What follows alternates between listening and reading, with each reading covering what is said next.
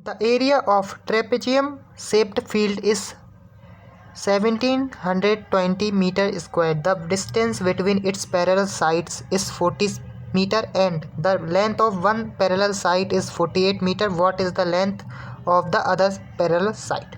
तो सबसे पहले हम बात करते हैं कि ट्रेपेजियम क्या होता है। ट्रेपेजियम कुछ इस तरीके का एक शेप होता है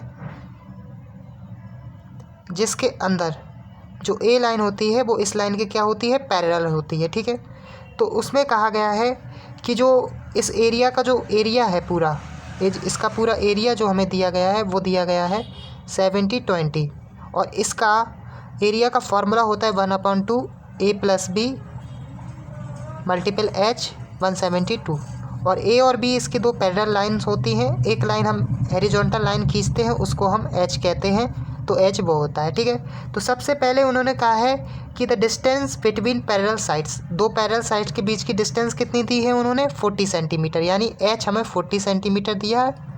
और फिर इसके बाद कहा है कि एक जो पैरेलल लाइन है वो हमारी 48 सेंटीमीटर है, तो ये मान लीजिए 48 मीटर और बची हुई इस दूसरी पैरेलल लाइन ही तो हमें निकालनी है, तो इसलिए 1/2 48 + b मान ली हमने दूसरी लाइन जो हमें निकालनी है, h हमें 40 दिया है और 170-20।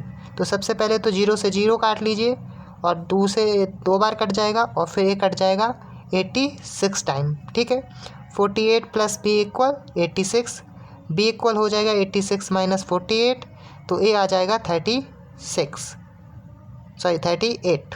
तो v की वैल्यू किस में आ गई, 38, और ये सारे जो हमें दिए गई थी लेंथ वो सारी किस में थी, मीटर में, तो ए भी हमारी किस में आएगी, मीटर में ही।